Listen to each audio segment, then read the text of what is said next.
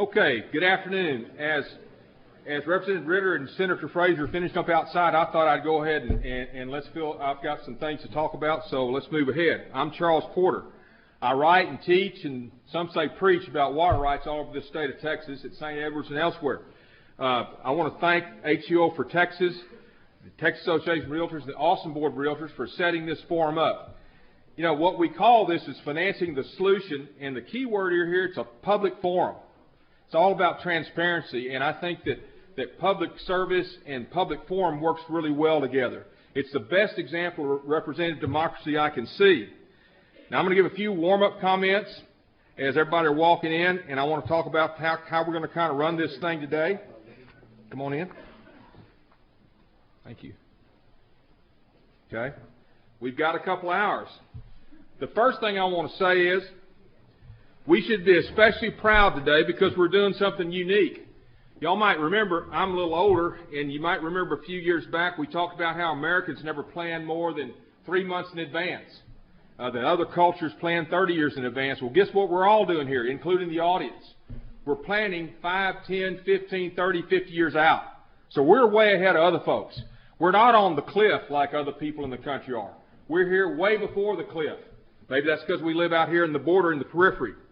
You know, we can't see the future. I can't see it any more than Karnak the Magnificent used to see and Johnny Carson, but at least we know what's coming in some ways. I think, like an old Eagle Scout here in Austin from First English Lutheran Church, that we've got to be prepared. We've got to assume today, what I'd like you to assume is we're all in here in a seminar on emergency preparedness because water is the most important thing we can do.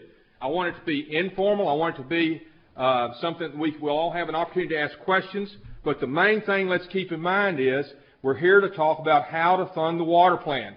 There's so many other issues about water, but today let's focus on financing the water plan as we go forward.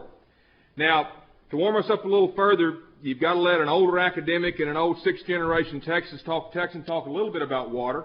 You know, first of all, as Tom Hatfield wrote in his 1964 master's thesis, he wrote the book Rudder recently. He said, you know, it's hard to manage water in Texas because the worst drought in Beaumont history is twice the water that El Paso gets in a normal year. And the main thing you got to realize is there's no such thing in Texas as normal rainfall and moisture. You know, it's either drought or deluge, drought or deluge. Normal doesn't exist. People ask me all around the state, other parts of the country, you know, how do you describe Texas water, Texas rainfall? And I say, well, the best way to describe it is soon to be back in drought because that's the way it is for us, you know. What are some other reasons why we're here? Why do we need a plan? Y'all have heard me talk about it. Savvy municipal bond investors around the country, and most of it comes from the East Coast, up in New York, let's face it, they're watching water, the way people plan their water. They're watching the way people plan for the future in their water. If we're going to have the growth we're supposed to have, we're going to need those investors. And the Ceres Group think tank came out in October 2010 and analyzed major cities in the country. And guess what? Atlanta had no plan. Atlanta only had Lake Lanier. And their bond rating, they recommended a drop down 2 or 3 notches. That's big money. That's lots of cost, and it begins to spiral downward in growth in a community. The other reason is, as George Brackenridge wrote in 1879 back to his brother, water renders the land its value. Land and water go hand in hand. Value of land is based on water. Why is that important?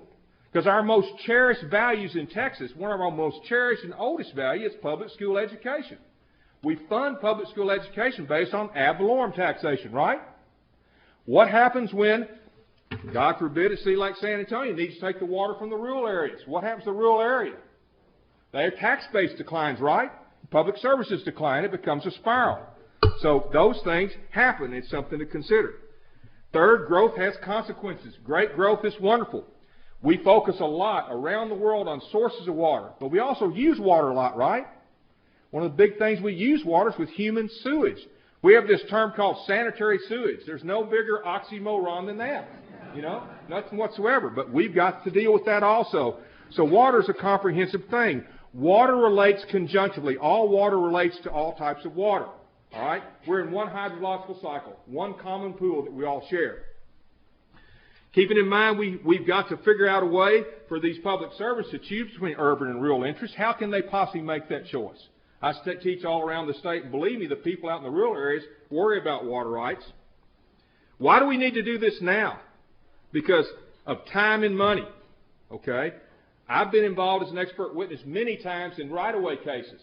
Right-of-way cases take a long time, and thank goodness we've got just compensation in our country, and in Texas, that eminent domain has to require just compensation. But right-of-way takes a long time, so the projects take a long time, plus water projects are expensive and getting more expensive. Just look in the paper the other day. The LCRA's new reservoir out by 2017 is $206 million for a big stock tank, kind of, you know what I mean? It's a lot of money, okay? We also have to prudently meet zero-based budgeting. We want a balanced budget on all these projects. These projects need to figure out a way to pay for themselves. And we usually have a habit of setting water rates for the end user on political reasons. That's fair.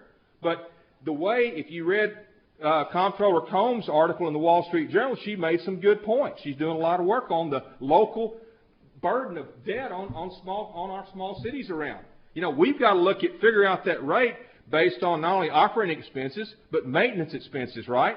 Reserves for replacement. That means every valve has a life. At the end of that 12-year period, that valve's got to have money to be replaced, right? And we've got to go back and look at that and adjust the rate based on paying for itself so we don't burden these communities.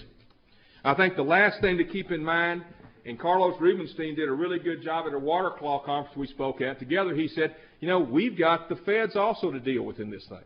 They've got, in some cases, they try to claim SUPRA, S-U-P-R-A, legal authority over what we do. All those issues come in.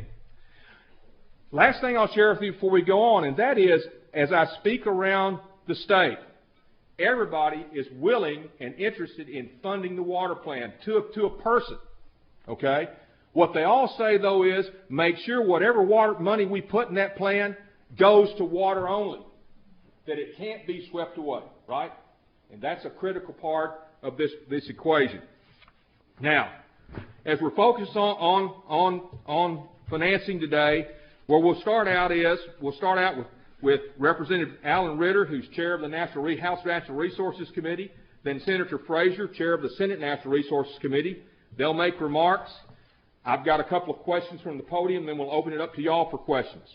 Then we'll move to the next stage, which will be Lewis will talk about it from the Water Development Board. We'll go through the process, and I think Representative Pitts will be here. He's tied up in a meeting. But if you're ready to go, I am. Representative Ritter, would you like to go ahead with your remarks?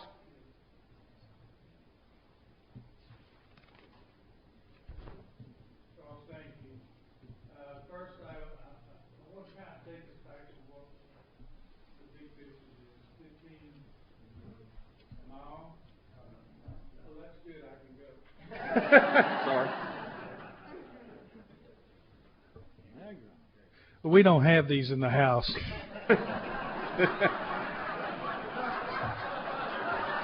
Somehow I knew that was coming. I want to take you back, just give you a kind of a picture that, 15 years ago, Senate Bill 1 was passed. I believe it's 15 years ago, which is the pathway to us developing 9 million acre feet of water. And the significance of that bill and the roadmap of the state of Texas preparing itself for out 50 years, I think everybody in this room understands. As we've gone through time, I came in the session after y'all did Senate Bill 1, Troy, and to see the changes from 1999, my first year, today in the state of Texas, the growth that we've had since then, and but also to see how the changes that we're seeing and the attitudes of people across this state as the importance of our planning in the future in the state of Texas to provide the water that our society needs. And that's the question. That's the question to each one of us is, do we want our state to be prepared to function and provide this very important asset for our society out in the next 50 years? And clearly, having traveled all over the state, and clearly the people are telling me, yes, we do. But we want to understand that it's a sound judgment. We want to understand that we're getting a value for what our money's going for. And I think you will, with these bills that have been filed both in the House and in the Senate, you're seeing that question being answered as we move forward. I really believe that what we've laid out,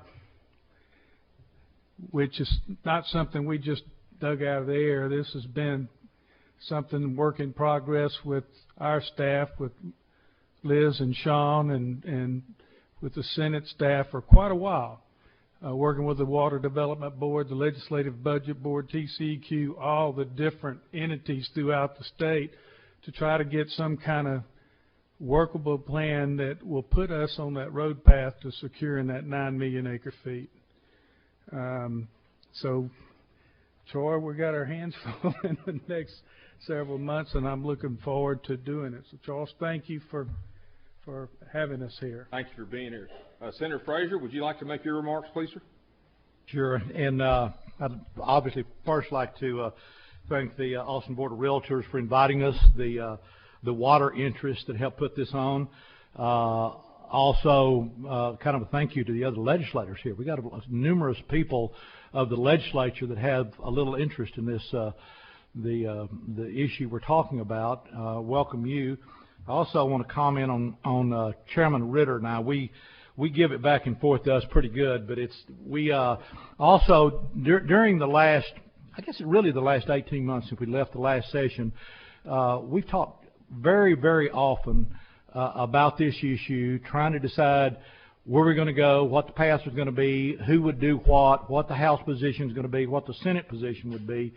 And interestingly, as we enter the session, we're not totally together on everything, but if you look at the bills that have been filed so far, it's obvious that we're not a long ways apart. Is that Alan and I both are kind of the same mind, is that we take this very seriously, that we understand very clearly that if the demographics continue like they are, that in the next 40 to 50 years, the population of Texas is going to double.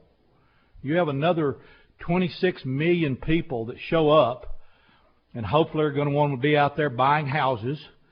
But they're also, when they buy that house, they're going to go over to the faucet, and they're going to turn that faucet on, and they expect a good supply of potable water to come out, and that has been taken care of by some forward-thinking person 20 or 30 or 40 or 50 years ago, and has built a supply of water.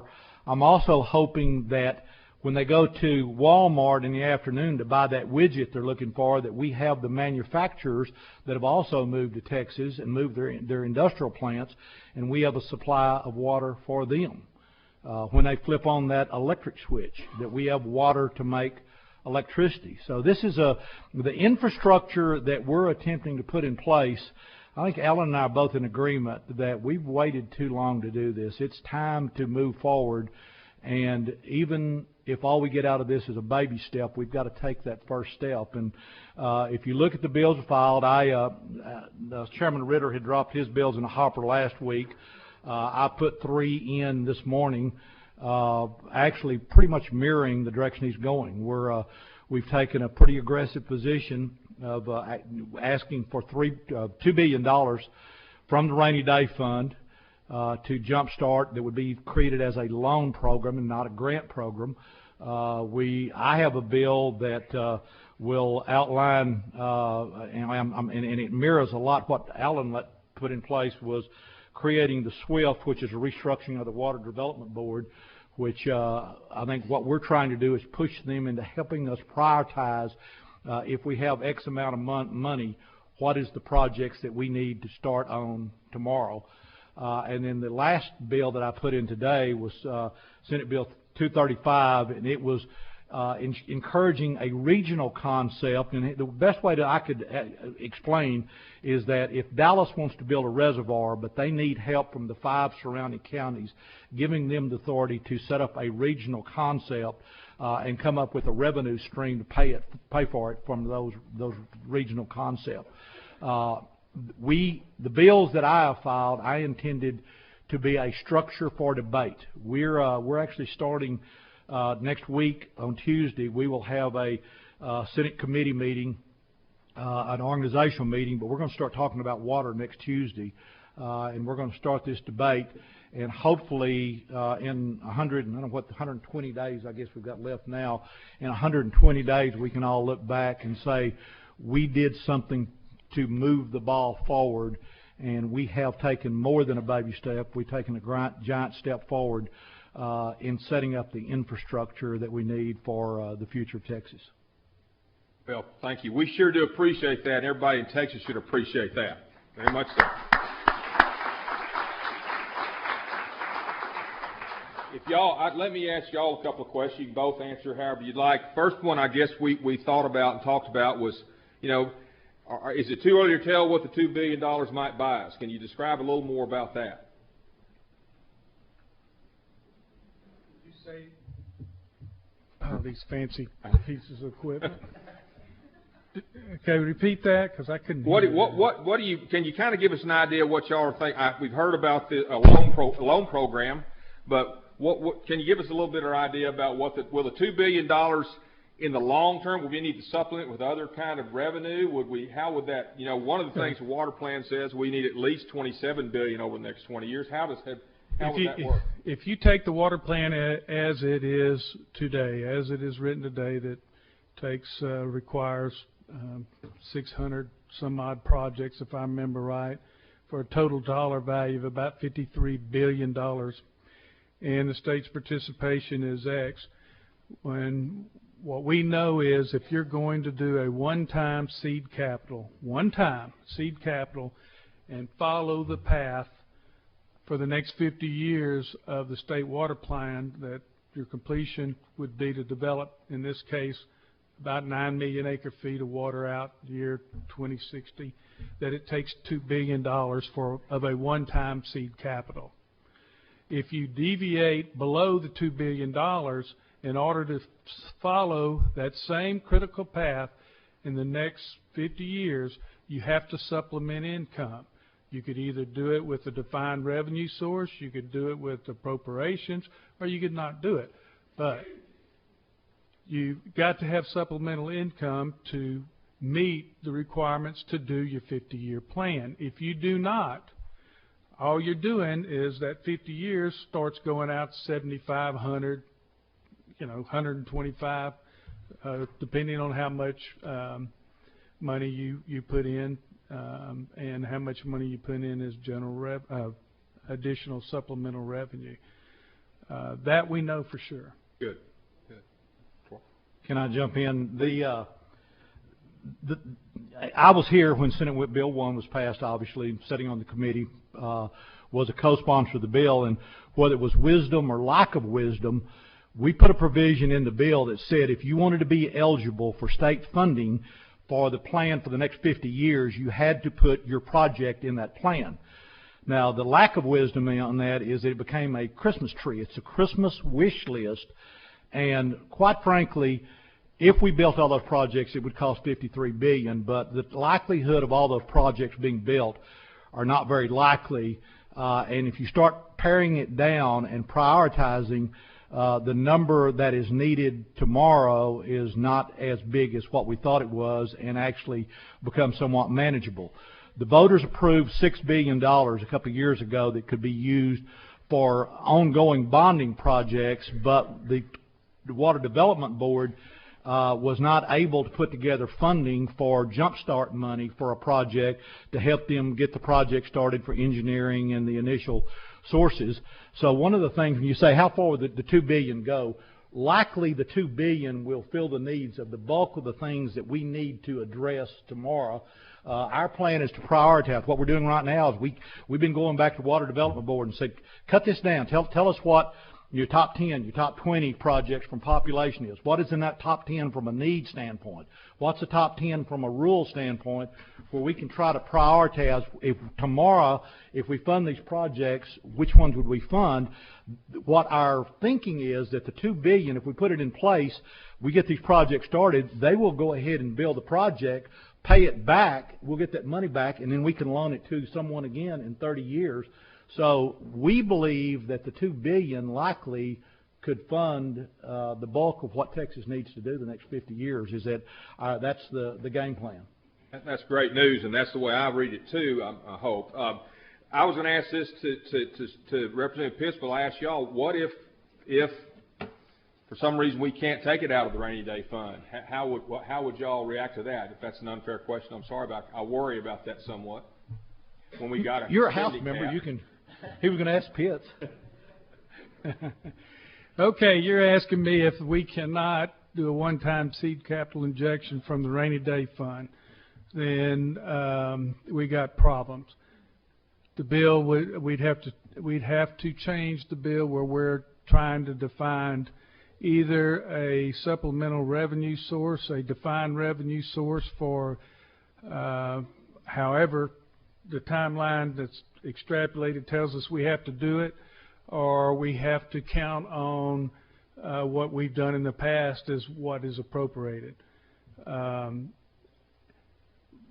Just stopping and saying, well, we're going to count on what is appropriate does, in my opinion, does not move us forward. If we're not going to do the rainy day fund, then we will work on trying to find a different defined source, whether, I mean, you can use whatever your imagination wants to use, but to make this work, to finish the plan, you're going to have, I think it's probably, I'm going to throw this right out, because when we looked at getting last session $500 million at seed capital, we still needed about $300 million a biennium. So you're going to have that kind of revenue coming in every biennium in order to make this program work. The truth is, when we're sitting here and we're prioritizing every issue that we're doing in the legislature, whether it's public ed, higher ed, transportation and such, this is the only one, Paul, that I can look you in the eye and tell you, my friend, we can put $2 billion worth of seed capital in this, and then we can lay this on the table and move forward. We can't do that with transportation. We can't do this with public education or any other issue we're dealing with, because it's the only one that we have a beginning and we have an end in a plan. It is the only one. We know under the plan, here it is. Here's start, here's finish. I'm comfortable saying that we could do this and we could lay this on the plan, help our entities develop the resource they need to do, be cognizant of the fact that it is a plan today, and when it's next updated, what changes are there to that plan?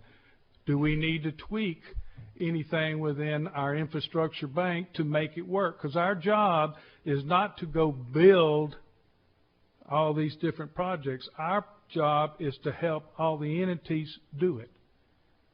And this is what they've asked us to do, is to provide them this type of funding mechanism in order for them to, I call it getting over the hump and moving forward. That's exactly right, because when I go out, I'm all around the state and talk, the first thing they say is, out in West Texas, states stay out of our business, no more unfunded mandates. We appreciate local control in this state. Believe me, out in the country areas, they really do appreciate it. So exactly what Representative Ritter is saying is correct. That meets the goals of the state of Texas. And plus, again, we've got such a variety of geography in Texas. You know, different types of projects need to fit special situations across our state. So that's exactly where it should be. I've been in the legislature since 1988, and since I've been in the legislature, I've seen numerous bills floated out or filed in committee that would serve as a jump start for a funding source. I'm yet to see a bill get out of committee to go to the floor, and this legislature being one of the more conservative ones I've ever seen, it's, you know, I guess the message that we're projecting is I think it's counterproductive to start talking about another revenue source. This is the one that Chairman Ritter and I are laying out. We think this is the vehicle to get us there. This is the one we're married to, and we're going to try to ride this horse. So, in answer to your question, I think it would be counterproductive to start talking about a Plan B until we know for sure Plan A is not going to work. I absolutely agree. If there, you know, we call it the rainy day fund, right? You know, and I believe it's raining in this room. I wish it would rain outside, but it is raining in this room as we speak. Absolutely. I totally agree with what you're saying, and this is the right move for the state of Texas, and it will move us to the future of developing our water. Next question, and then we'll turn it over to questions to the audience. The public's, I heard me say, the public's worried about those funds being used only for water. How can we assure the public out there that it's not going to get swept someday?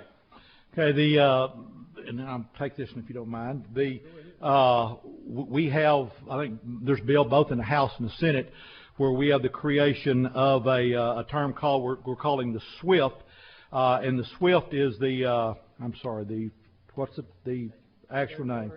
State Water Implementation Fund, the SWIFT.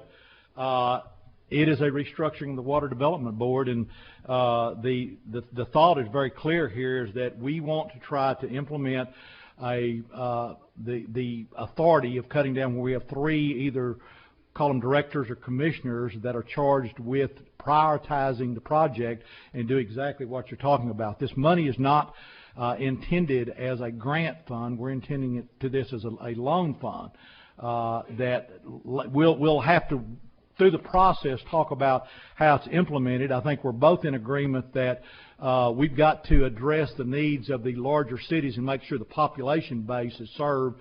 We've got plenty of water, but we can't forget about the rural areas. Part of the funding in this, and in my bill, is a 10% is requested for funding the rural structure. That possibly could be a partial grant for the people that can't help themselves. The larger cities, we've, I think, both envision that at least I envision that this will be a loan fund. We will loan it, but with the expectation that the larger cities, as projects are built, that they will pay it back to the state. And it is my intent that we put very strict guidelines that this is, when I say a water only, it could be a desalination project. It should be cleaning up brackish water. It could be cleaning up oil field water, or it could be the building of a reservoir. It could be the laying of a pipeline of a reservoir to a metropolitan area. But it would all be intended for the benefit of water usage. Absolutely. Water distribution allocation. Questions from the audience. The way I'd like you, I think we've got mics around, and if you would mind, before you ask the question, if you could state your name and tell a little about who you represent, and then turn it over to questions for Representative Ritter and Senator Frazier. Anybody?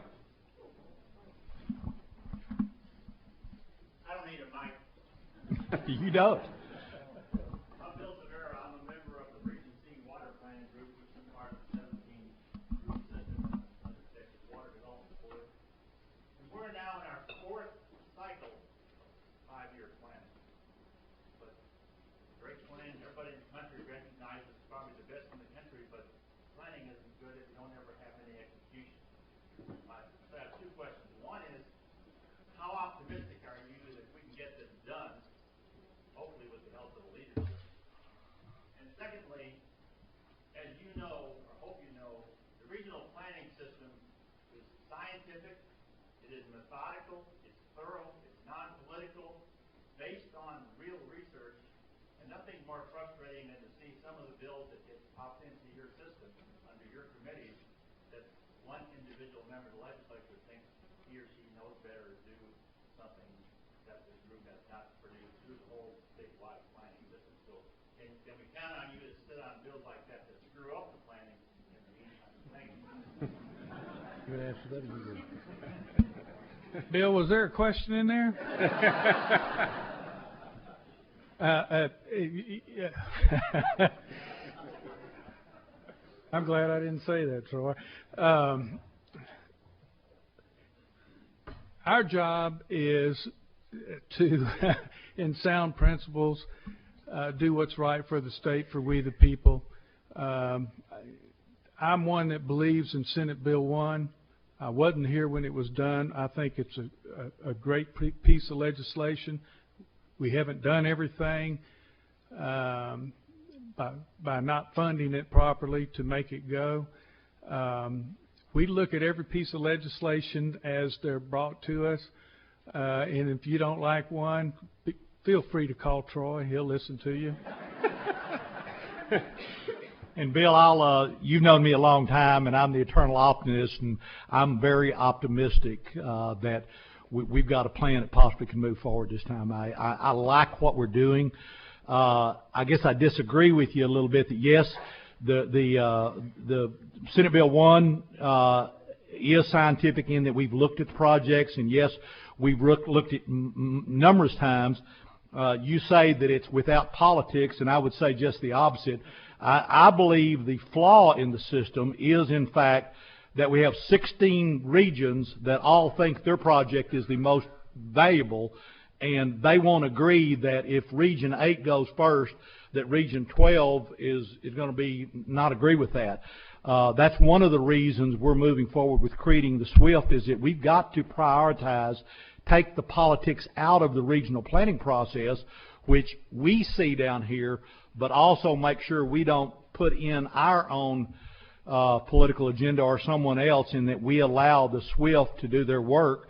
I think there's a discussion about an advisory board doing evaluation to do recommendations to those 3 commissioners. So I'm optimistic that we're on the right path, and in about 120 days I'll tell you if my optimism was founded.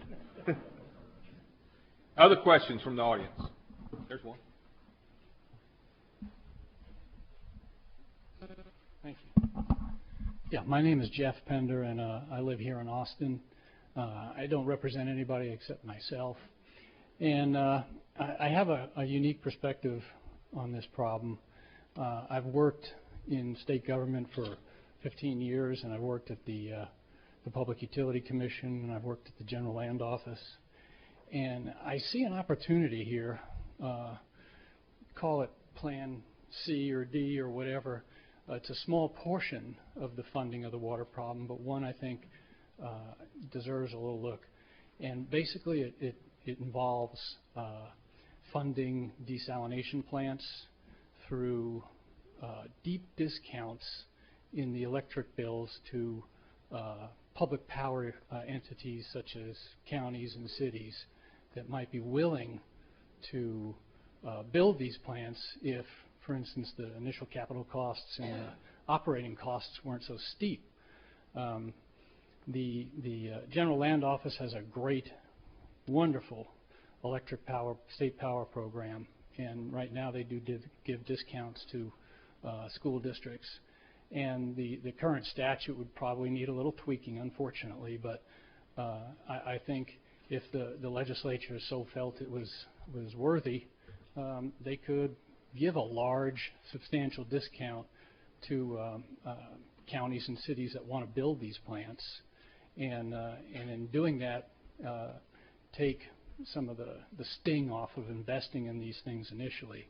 I think everybody realizes that these units cost a lot of money to build, and they cost even a ton more to operate because of the electricity costs. So it's just an idea. I wanted to throw it out there, and if anybody's interested, give me a call. I'd love to talk to them about it. Thank you. Thanks, sir. Bill, let me tell you, what you've described is something that we've had hundreds of hours of discussion, and think that there is a place for it. Maybe not totally like you're saying. I believe that when we make the funding mechanism happening for the state water plan, I think you see the overall a big move in Texas of really starting moving to do these projects. desal is going to be part of the answer of solving our problem. It will not be it on its own by itself. It takes that, it takes surface water, it takes groundwater, a lot of conservation. It's going to take all this, you know, and to solve these problems. I believe that you will see the opportunity for what I call public-private partnerships based on project by entity. What you are particularly talking about, what I'm hearing you say is, Alan, I want the state to go fund a lot of money to do desal and buy down these projects. Well, right now we're not going to do that. But there's nothing stopping a LCRA or an LNVA or anybody else or the city of Austin or any other entity who actually are doing these projects from doing whatever, something similar to that in a public-private partnership. I envision that someday where I live on the Gulf Coast and Louisiana border, that we could do public-private partnerships with our big industry neighbors who would have the ability to develop through saltwater desal or brackish groundwater desal to develop water for, let's say they have a plant expansion and they're going to need 10,000 acre-feet of new water, that there could be a participation done and actually do a deal where they develop another 20,000 acre-feet, and that could be put back into the inventory of the water for that area. Is there a basis for a public-private partnership to work for there, and what kind of incentives can the state and other entities do to help move this along? Right now, I think the big step, the step we've got to do to move forward is to do a funding mechanism so we really can get going that we haven't done, and unfortunately, we're 12 years late on it. Can I maybe answer the question, I think with the direction you're going to go. Because the Senate is structured a little differently, I also have oversight over the electric industry. And one of the things that we are pursuing right now is that we have CREZ lines running all through West Texas with brackish water underneath it. We have wind generators that at night cannot spin because we don't need the electricity. Why is there not a perfect marriage there between that electricity that is spinning at night, having them run desal units that then could be used either to sell to the municipal systems and or a power plant? Possibly we could put a fixed power plant, a combined cycle plant on one of those CREZ lines, use the wind power to power the desalinization unit for the water that would need it in the cooling towers, and that does approximately what you're talking about. There's a lot of things we can do through the generation business to make that economically feasible, and I think it's where you're going. I met last week with some of these wind generators, and I put that on the table. I said, guys, figure this one out. Try to find a way to do it, and I'm also looking for someone that can put steel in the ground to build a combined cycle plant. If they do that, and we also get the technology better on the cleaning up desal or the brackish water, that helps us with the water sources for West Texas. So I see the project as the perfect marriage. And just so you know, in the bill that I filed today, I allocated $200 million to conservation and our desal project. So it'll be a discussion we'll have to have with the finance committees, assuming we get the $2 billion of how it's allocated. But I have an envision that a lot of this effort has to be toward those type projects. Did that answer where you were going? They're actually out in the real world in the markets. There are entities that are looking at projects similar to what you're talking about right now here in Texas. Yeah, and I'm glad I'm hearing what I'm hearing. It's just what I'm proposing is just a little bit different. It doesn't involve any additional state contributions in terms of funds or money. Right now, the General Land Office converts its natural gas to electricity through a tolling agreement, as I'm sure you understand. and then sells that electricity at a discount to public customers, mostly Right. school districts and what have you. And all I'm suggesting is that a small change be made to legislation to allow discounts to cities and counties to build these things, or other public political subdivisions. It's not using it's not another revenue source. It's just redirecting the current use of an existing revenue source. That's basically the point I'm trying to make. Thank you, sir. Please just email us. I can tell you I won't be able to leave the Capitol and come visit you. But you're welcome to come by our office. Thank you, sir. Next, another question? Yes, sir. $2 million, Colton J. from Texas, $2 million county against Next question. Ongoing discussion about that. That actually is a subject of great debate. It is at least I don't want to speak for Alan, but it's my belief that it does not, that it will be kept outside of the state budget, and it would be a transfer from the rainy day fund into a fund we would set up, and would not have to go possibly. We're hoping that there'll be a solution to that, but obviously that's not a discussion that we have had or have worked out yet. We're hoping that it would be a number that would not be counted against it. Is that a fair? Yes, and I totally agree with Troy. I don't believe that the intent of the rainy day fund was for that to be in the spending cap.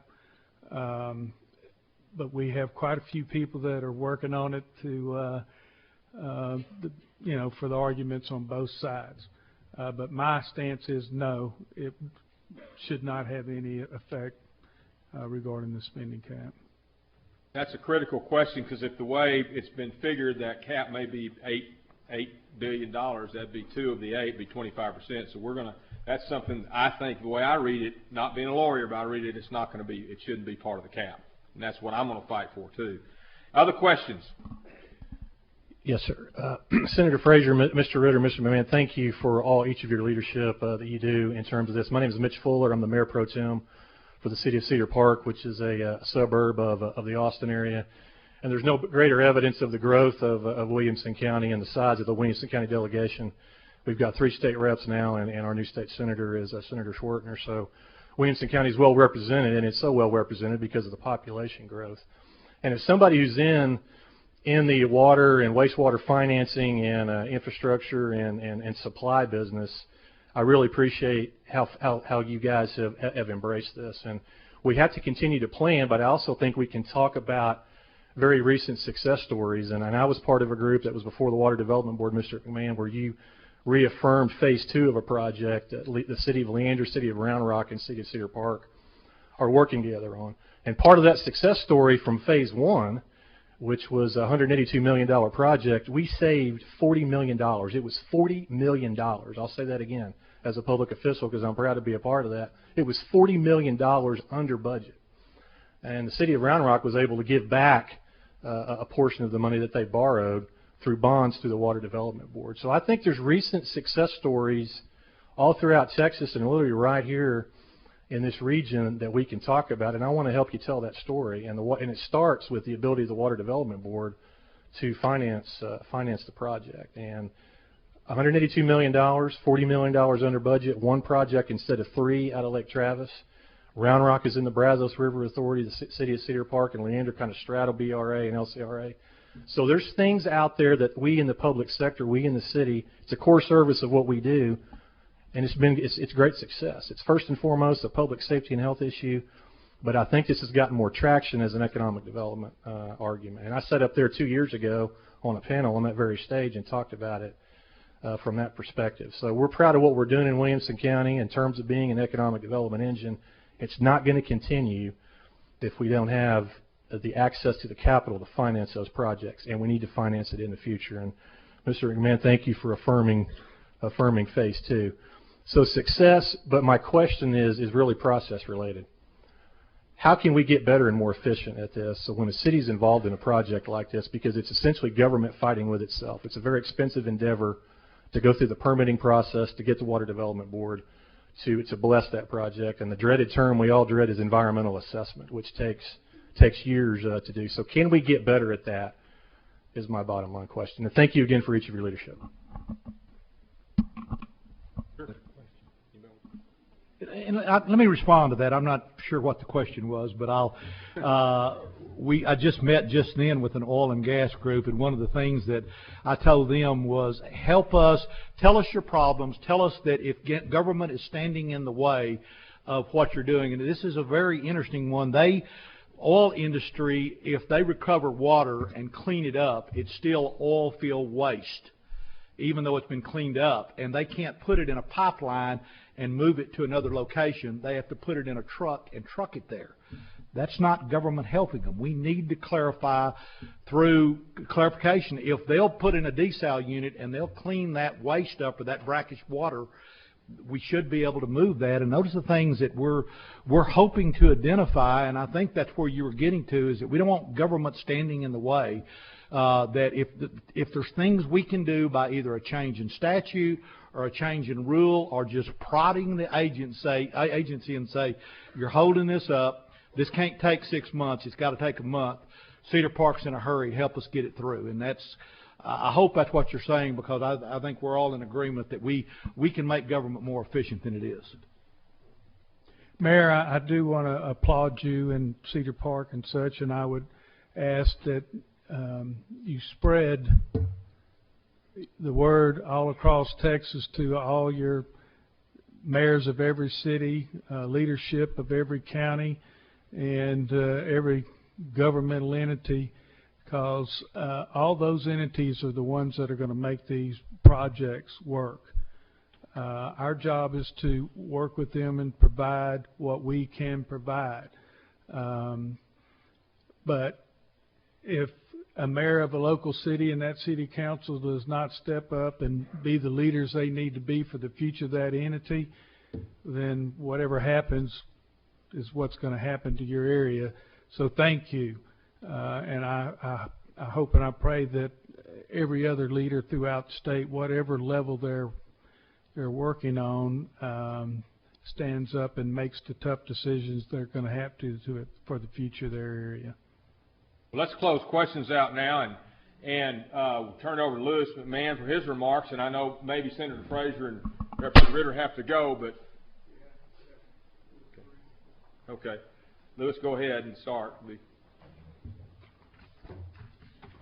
Sure. Thank y'all very much.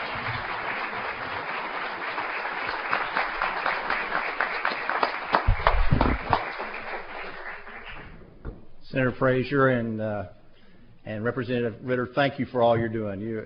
I couldn't support you all more in what you're trying to do, and I appreciate everything you're doing, especially for those guys up in Abilene, you know. Take care. Thank you very much. Thank you to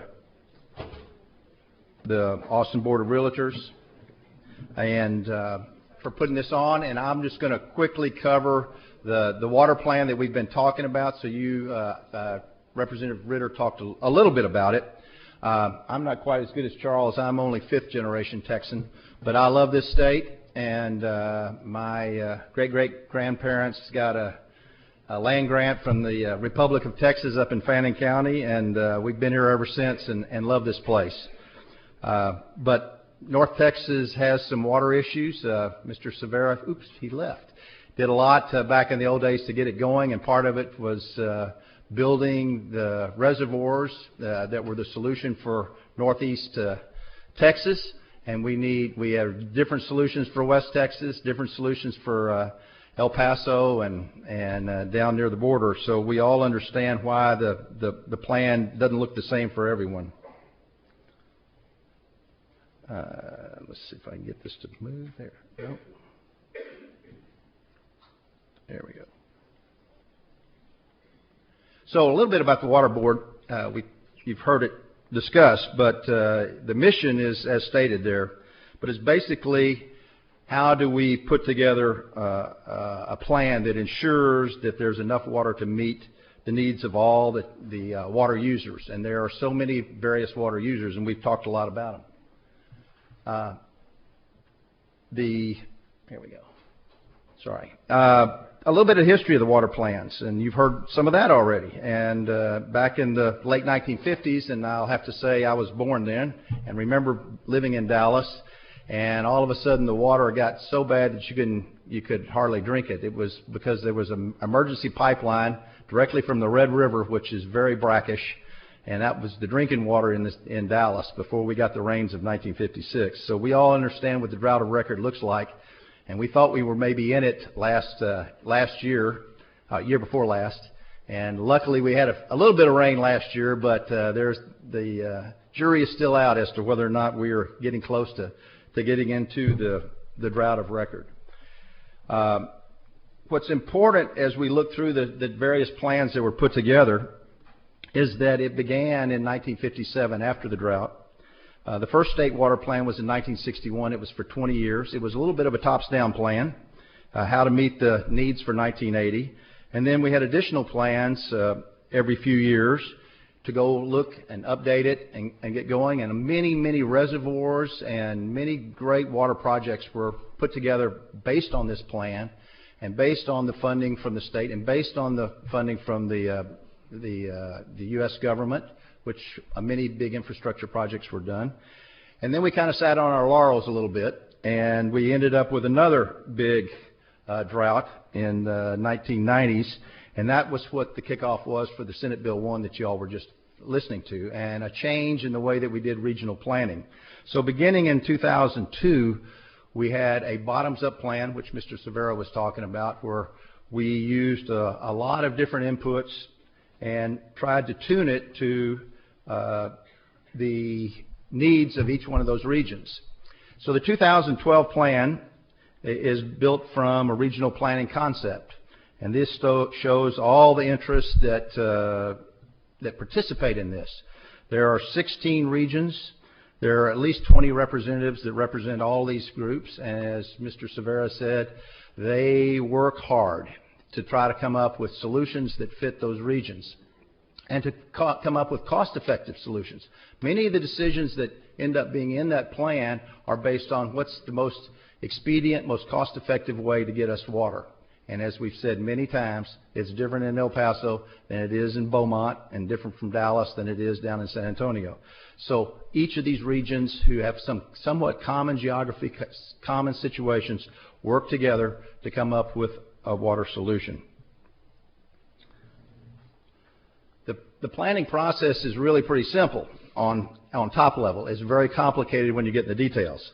They start off with existing water supplies, and you think of, well, those are reservoirs. Well, that's what we think about in the Dallas area, but that's not what it is when you talk about West Texas. It's what's going on with Ogallala, what's going on with Edwards Aquifer here in the Austin area, what's going on with some of the desal plant that's already going in San Antonio. How is that working? Is it scientifically viable? Can we make it work? What's it going to look like in 50 years? Does it have a long life? Those wells are going to last a long time or not? Then you look at the projected needs. Much of that is driven in the large cities by population growth and economic growth, but it's driven very differently in the big water users in irrigation and agriculture, where they have done a great job of conservation and innovative farming, which they're allowed them to use less water to produce crops. But in many cases, when that happens, they grow more crops, which is really good for the economic engine, but it still uses the water. Then there's the situation of fracking. What does that happen? Well, that happens in very localized areas, but it's a real big issue when that occurs. So all of that is put into the equation, and then the surplus or need is pulled out from all that. So what's the bottom line? Well, the first thing that happens is we look at population. It is a major driver, and as already stated by Representative Ritter, it's almost, or Senator Frazier, it's almost doubles. It's up 80% in the forecast, and historically, the Water Board has looked at how accurate our forecasts were, and they're very accurate. And so if we're able to keep the economic engine running as fast as it is today, and hopefully even faster in the state of Texas, this is going to happen. That kind of growth in population. And those people, as we talked about, they want in their houses, they want the water to run out of the tap. And so we're looking at a growth from 25.4 million to 46.3 million people, an increase of over 80%. So you take all the different drivers of water needs. That's just not only the municipal, but the agricultural and the other needs, and you'll see that water, instead of growing at 80%, it's really only, the need is really growing at 22%, from 18 million acre feet. And by the way, an acre foot is 325,000 gallons if you're calculating. It's all a huge number. 18 million acre feet to 22 million acre feet, and that's due to the kinds of conservation efforts we're doing. It's due to the way that Texans are looking at the use of their water today, and that's the forecast, 22. The problem is the existing sources are not growing. They're in fact going down, and that is mining of groundwater. You all have seen that in some places, especially out in West Texas. It's filling in of the reservoirs with silt. That's not an easy thing to think about when you say, I've built this big lake and now all of a sudden it holds less water than it used to. It's use and contracts of water with other entities. So overall, it's going down about 10%. So we have a gap, and as Representative Ritter and Senator Frazier said, it's about 8.3 million acre feet, which rounds in projects to about 9 million acre feet, and that's what's all the numbers are that we've been talking about. So the plan has some 562 water management strategies, individual strategies tuned to each region, tuned to each location as the most cost-effective way to do things. These are all then brought together to the State Water Board, and we look at them, make sure they're not any big overlaps or gaps. We try to settle any conflicts between regions. We try to encourage more regional approach to fixing issues, and we've had some great successes. But the plan is then put together, and you'll see that it includes conservation, a very big number in purple, conventional methods such as reservoirs, et cetera, and alternative, which is a smaller number, but those things include like brush control and taking aquifers using aquifers for storage of clean water so it doesn't evaporate, all sorts of things like that, where we're trying to be innovative and look into the future, as we talked about a little while ago. So this is another way to look at it, and one that's very important to me is you'll see that conservation is a source of water. If we conserve, it's the least expensive way to go do things. If we conserve, then we can really reduce the water use for the state of Texas. And I meant to bring this to the podium, but when I got up this morning and opened my copy of the Dallas Morning News, I know this is Austin, but we do read the Dallas Morning News in Dallas.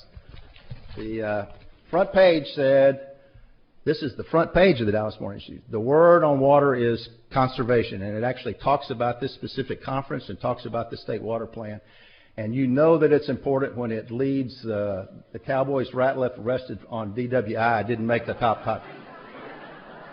So water is important to the state of Texas. Water is important to Dallas, and conservation, I think we're beginning to get the message across, and we've got to go do that, because if we don't, we'll never be able to build enough reservoirs, get enough surface rights, reuse, etc. So conservation is a key, and I hope all of you individually, as well as the people that you influence, will continue to push that as a key strategy. So the bottom line is the one that Representative Ritter talked about. We asked all these regional plans to come up and estimate the cost of their projects, and they did that. Of these 562 strategies, $53 billion, and that was what he quoted, was the price tag. Well, that price tag has got to be borne by the ratepayers. There's no doubt about it. But we asked them what would they do what would they like to do as far as getting help from the state of Texas and from the Water Board or other entities to be able to implement these plans. And they said about half, $26.9 billion. So when you hear the number $26.9 billion of state, that's where it comes from. It comes from the bottoms-up regional plans and what their projects look like.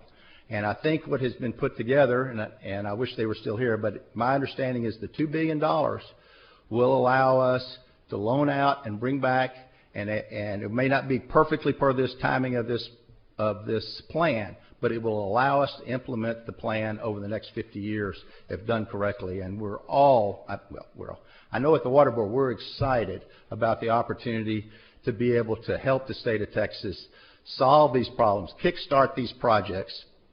instead of kicking the can down the road, which we've been doing. And we really appreciate the efforts being done in the legislation to go make this happen. And I feel really good, because I'm an eternal optimist. I feel really good that we have got a good start, and we'll see how the legislative process works. So with that, I'll end my remarks. Thank you.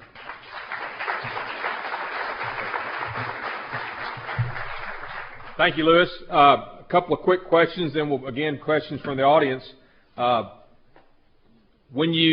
When this new money comes, when this funding starts, have you got an idea where you might go first with it?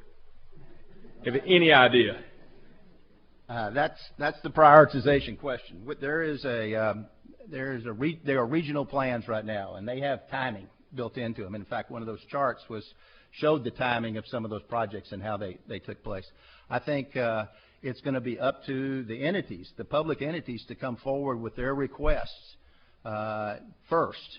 And then, depending on how these bills that they've talked about, we will get prioritization direction from these commissions that they're talking about setting up. But the real intent is, how do we get these projects that are ready to go, that make a difference, going? And, right. So that's kind of good where point. we are. In other words, it's coming from we don't the have local, a number one project yet. It's coming from the local entities, and that's how it'll come up, Right. which is what we've always done. Another question we thought about, then turned it over to the audience. You know, from your point of view, and this may be unfair, but from your point of view, from the Water Development Board, how do we protect that money when it goes? I mean, how do we keep it from being swept someday? Have y'all thought about that any? We don't have a lot of power, I don't believe. And by the way, I have my water board folks over here, so they'll throw rocks at me if I screw up here. But that is a legislative issue, sure. And it's not the water board. We basically do as the the legislators ask us to do in the various bills. We do control the water. The water that the loans that we hand out are to entities that through a review process, a due diligence, we ensure that money is going to these projects, and that they are being spent in a wise way, and we kind of give them some helpful oversight, because some of these small entities don't have a lot of resources to go do these kind of things. The big cities, the big entities, they're more than able to manage their own situation, but some of the small ones don't. But we ensure that's not what you were really asking, but that's right. But that's what we make sure, that when those projects get done, they get done for the right things and done in an efficient manner. Let me reinforce that. Going out and talking to the groundwater districts this summer, when I asked them what money do they need if they needed more money, and believe me, they all need more money. We'll talk about that another time, but they say they need more research money. They need more help to know what water's there before they can figure out how to allocate it properly. You know, that's a critical thing to them. Okay, anybody from the audience would like to ask Lewis a question, please? Or any of the staff who's or any of the staff, anybody? Be quiet over here. Anybody? Yes, sir. Yeah.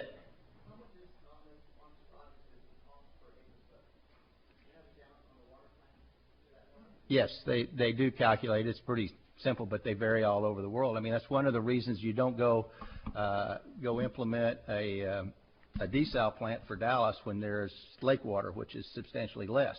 At some point in time, we're going to be doing desal plants, but they're done on the cost efficiency, and that's typically what the regional water plans do as the top priority. Now, sometimes there's some reasons they don't, such as all the bureaucracy to get something approved. But basically, it's on a cost payback basis.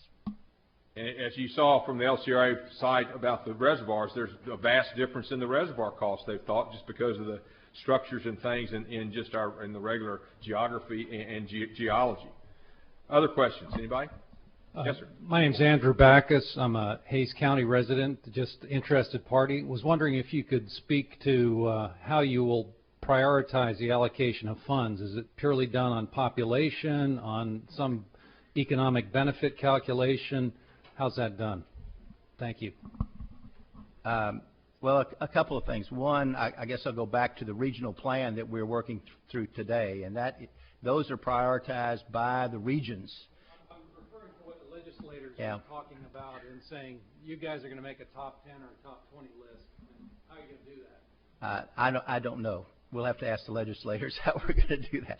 I know that our staff is working really hard to come up with some options to do that, and what do you base it on, et cetera, and they're going to be working through that. Is that fair enough?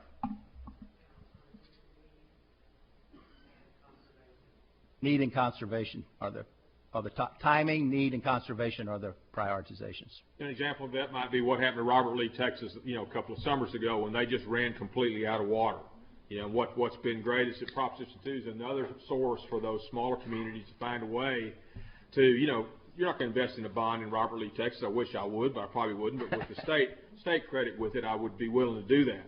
And so I think that's Proposition 2 is that's $6 billion. So we're moving down the road on that line. Other questions from the audience? Thank you. Hi, David Burton. I'm a realtor with Austin Board of Realtors. We talk about conservation, and in your plan, it's huge, and it falls into the financing. But what initiatives are out there, or what are we doing so that the public is involved with it to educate them on the conservation? Because the HOAs aren't doing it. They're not allowing them to xeriscape. They're not allowing them to do the things that they need to do. So we've got to get ahead of that as far as conservation and really driving it home to the public. So where does that fall in your plan? Well, I think obviously you saw that, as you said, the number is huge, and it's dependent on education as the first step. I mean, we have to change the way that people look at water and the way they conserve it. In fact, in the article in the Dallas Morning News, they were talking about how San Antonio has changed the mindset. Part of the way they were able to change the mindset was that they published in the paper every day, I think, what the level of the Edwards Aquifer is and what they're going to have to do. So that puts it in people's minds. And then they do in the schools, et cetera. So that's where you start. There are also great programs for just billboard. There's the Water IQ program that the Texas Water Development Board supports at a state level. And it's been taken by many municipalities and advertising. There are billboards all over that talk about it. That's education. And then there's specific programs, everything from incentivizing a replacement of toilets and shower heads and water faucets. I have a LEED Gold certified home that I built a couple of years ago, and it's amazing the number of places you can find especially when you build a new home, where you can save water. I have a rainwater harvest system in my house, drip irrigation. All those kinds of things have huge impacts to water use. It's a little hard to retrofit a lot of that stuff, but some of it, such as the faucets and the toilets and all that kind of stuff, can be retrofitted, and they're very successful programs from being funded that really reduce water, and that's part of the conservation look. Any other questions? There you go. Hi, good afternoon. Mark Evans. I chair the Region H Water Planning Group. Good. Where will the call be made as to whether the $2 billion would be scored against the budget? Is that an AG call, controller? Do we know where that would be made? I'll lean on our government relations person for that. But it seems to me that's the whole ball game, really, in a way. Sounds like it's an issue that's being worked by the chairs of the natural resources committees with the budget folks. But is there a specific? Yeah, I don't know. Sorry. Bill Severa again. I didn't mean to speak twice here, but since this has come up in the meeting, I didn't know there was such concern about the money being swept away and the discussion about the spending cap. Now, it seems to me there's an easy solution to both issues with one stroke. I actually co-authored the spending cap constitutional amendment when I was in the legislature, and as I recall, it doesn't include money that is constitutionally dedicated fund. So why not just pass a constitutional amendment with this effort, have the fund constitutionally dedicated, which will not let you sweep it away to other uses and also will not count against the cap? Sounds good to me, Bill. That's a great idea, and again, from what I hear from the people out in the public, they'd love to see that. I think there'd be support for that. With everything that's going around, there's a lot of concern about money being swept away. Other questions? There's one. Yes, sir.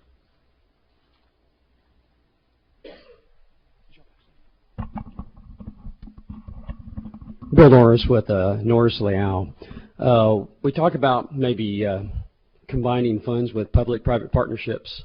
And what is the Water Development Board looking at?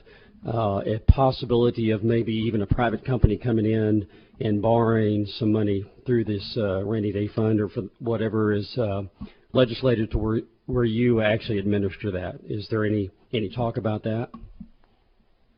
Not so far, but I'm a big fan of public-private partnerships as a board member. I think it's certainly worth looking at. You look at the toll roads and that picture of what it's looked like. There are other things that maybe some of these big water projects can be public-private partnerships and would receive some funding. But there's not a detailed study going on at the Water Board right now. Is that correct? But I like them. I think it may be a wave of the future.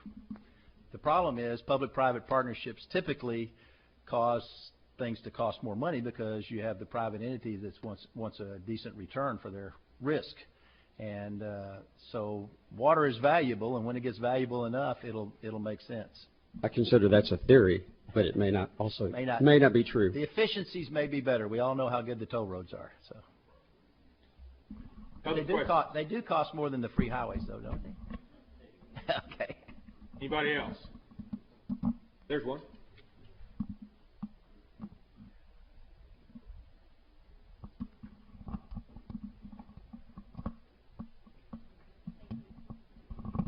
Hi, my name is Lee Budlong, and I'm with Zonability, and we have software that deals with land use issues. I'm just curious, will there be a time when you see water become part of a per parcel basis, where there's a way to actually estimate how much water should be going to a home, let's say, or an apartment building? You mean like per capita water Yes. use? Some kind of cap. Yeah. Well, I know that we have been working the last 3-4 years through our water conservation group trying to define per capita water use, and it's not easy. So I think at some point in time that's possible. There's certainly some goals that are being set aside. We ask, whenever anybody comes and asks to borrow money, we ask them what their conservation plans are, what their goals are, what their per capita water use is, what they're doing to reduce that, and what's feasible in their entity. Because obviously a home with 5 little kids and versus a retired person like myself and my wife, we don't need as much water. So it's kind of very dependent on the use itself. But as you combine several of these together, maybe there's a ratio that we could use that would average. But is that what you were after? That is, but as a follow-up, what I ask is, with these regional plans being discussed, will there be a time where the typical home buyer might be able to understand as quickly as what the price per square foot is for that kind of home, how strong that water quality is, the quality of the water projects underway, let's say, that are funded? You mean to be able to supply water, not correct. Not so they know when they turn that faucet on 5 years from, it will still flow. I think that might be something we'd look at in the future. I think potentially as we get better and better at using computers and GIS The GIS, data, yeah, we can talk private-public. Then that could fold into it. And in fact, we in the Water Development Board, and Carolyn, who's one seat over from you, is responsible for the GIS business. So very good. All right. I think it could happen. Okay. Anybody else while we're here? Okay. Well, thank you everyone very much. I think we ought to give a big round of applause for Lewis. Thank you all for attending. It's a good job. It's good to be involved in a long-term planning activity.